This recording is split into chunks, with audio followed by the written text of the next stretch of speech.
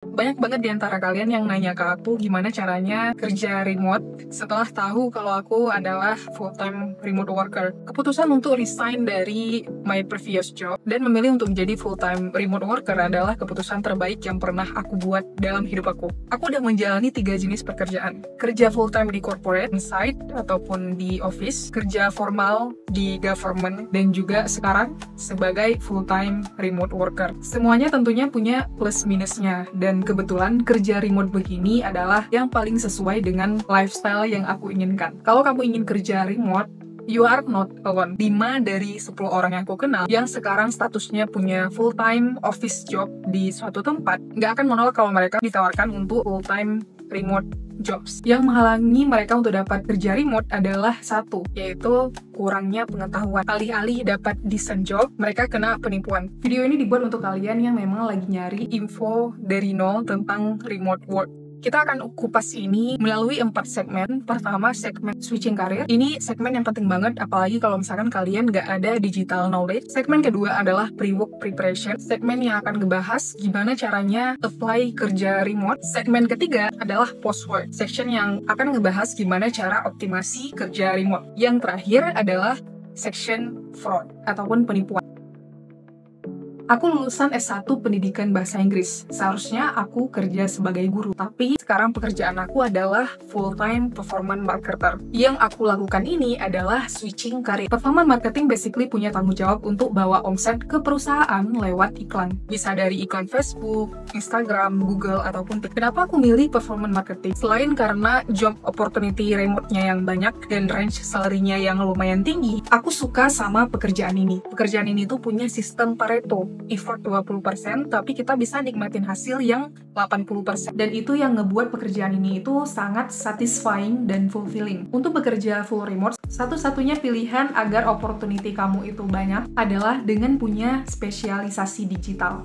Untungnya, spesialisasi ini itu nggak perlu kuliah formal. Kamu cukup belajar dari kursus online yang harganya di bawah 100.000. Ada 2 poin yang harus kamu lakukan untuk bisa sukses switching karir. Yang pertama adalah pilih bidang pekerjaan yang kamu inginkan, dan yang kedua adalah belajar untuk bidang pekerjaan itu. Untuk poin pertama, di awal perjalanan switching karir, aku cuma tahu kalau aku nggak betah jadi guru dan pengen pindah. Aku coba berbagai hal, intinya aku hanya ingin new karir aku ini itu ada di bidang kreatif dan juga sifatnya nggak monoton. Itu adalah 2 kriteria karir baru aku. Jadi dengan 2 kriteria itu, aku coba unpaid internship sebagai project manager di salah satu yayasan. Setelah coba itu, rupanya not really my passion, tapi melalui itu aku kenal sama yang namanya sales and marketing. Menurut aku, ini adalah bidang pekerjaan yang paling fit sama kriteria aku tadi. Dengan info itu, aku coba apply di berbagai tempat. Aku cari tempat-tempat yang buka lowongan di bidang marketing, tapi mereka perlu orang yang gak perlu ada pengalaman di bidang marketing sendiri. Setelah apply di berbagai perusahaan, akhirnya aku dapat, karena aku masuk sebagai entry employee, jadinya pekerjaan aku tuh berat banget dengan gaji yang gak seberapa. Tapi again, goal aku tadi sebenarnya bukan di gajinya, karena nggak make sense ya kalau kita buat goal di gajinya, sementara kita itu kemampuannya itu masih di entry level. Jadi goal aku masuk ke perusahaan itu adalah untuk dapat portfolio dan juga mendapatkan info yang lebih dalam tentang spesialisasi marketing lagi. Nah, disinilah aku ketemu sama performance marketing, dan dari itu akhirnya aku sekarang dapat pekerjaan full-time remote sebagai performance marketing dengan gaji yang nggak entry lagi. Semua proses ini aku lalui selama 2 tahun. Terus, apa kalian harus laluin proses yang sama seperti aku juga? Tentu saja tidak. Aku menilai perjalanan aku temuin spesialisasi tadi itu kurang proaktif dan juga tidak effortless. Biar lebih proaktif dan effortless, hal yang harus kalian lakukan adalah langsung ke poin nomor 2, yaitu belajar untuk bidang pekerjaannya. At least kalian udah tahu kalau bidang pekerjaan yang kalian akan tekuni adalah bidang digital. Dengan informasi ini, kalian bisa langsung belajar berbagai profesi digital di MySkill. MySkill adalah platform belajar karir digital yang menurut aku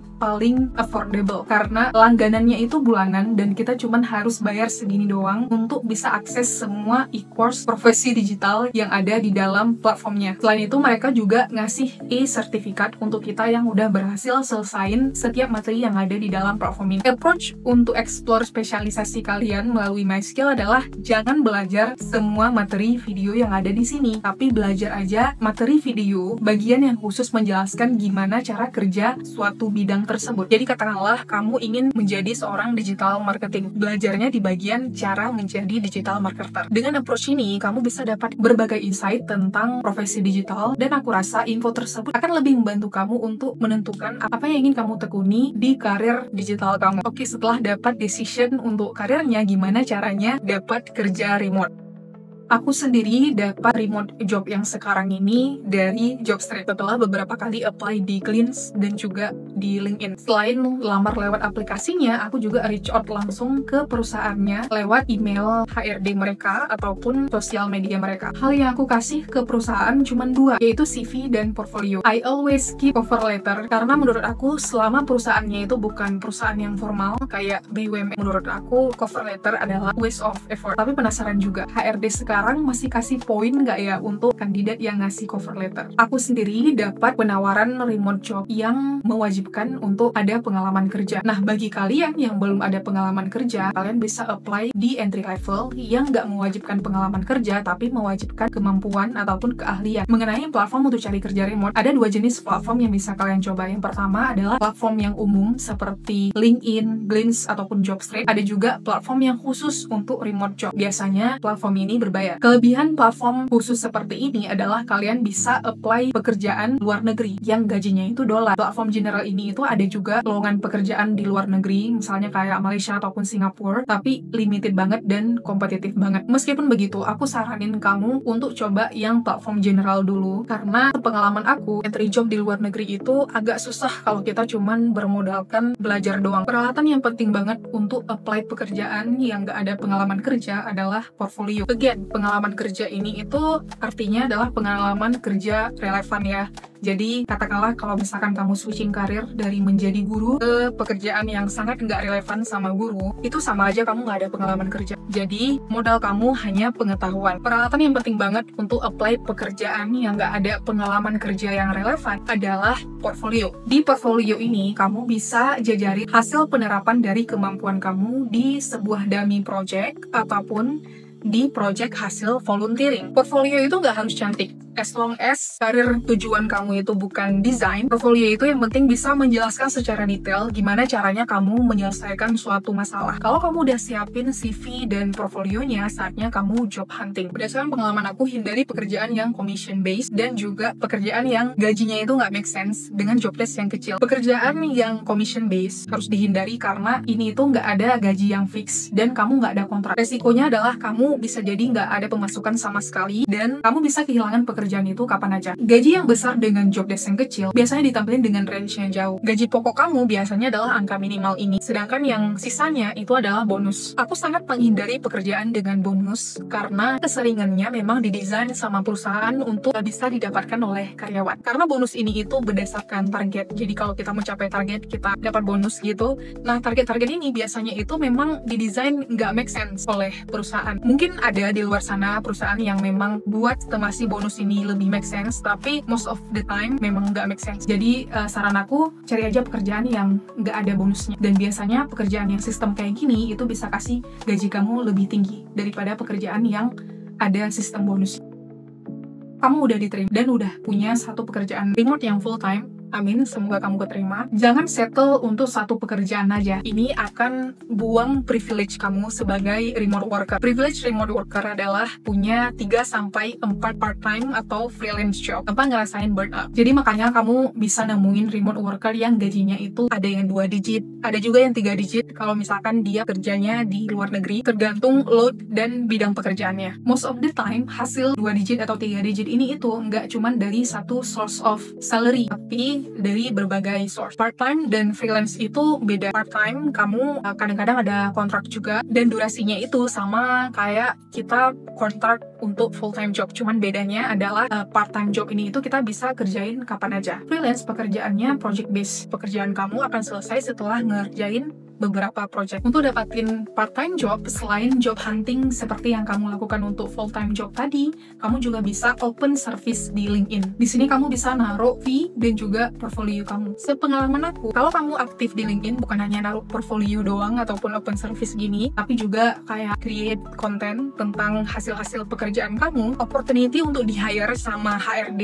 perusahaan-perusahaan lain itu lebih besar. Untuk freelancing, meskipun sekarang aku sendiri hasilnya itu masih nol, kamu bisa coba open jasa kamu di platform-platform ini. Lihat aja contohnya dari orang yang sesuai sama bidang pekerjaan kamu. Biasanya aku cari orang yang sering di-hire sama perusahaan, copy aja cara dia jualan, kemudian aku charge di harga yang 50% di bawah dia. Kenapa begini? Karena tes air dulu. Kalau misalkan kita udah banyak yang pakai, baru kita bisa charge yang lebih mahal. So far, ada 2 jenis fraud yang aku temukan saat job hunting remote job ini. Ini terjadi ke kawan aku yang kebetulan belum pernah ada pengalaman untuk online job hunting. Malahan, pertama, pre-work fraud ataupun penipuan yang dilakukan bahkan sebelum diterima sama perusahaan. Pihak perusahaan suruh si kawan untuk kirim fotokopi KTP, katanya untuk keperluan interview. Dia ngirim, terus tiba-tiba si perusahaannya dan HRD-nya itu nggak ada lagi kabar. Setelah aku cek di website dari perusahaannya, rupanya banyak banget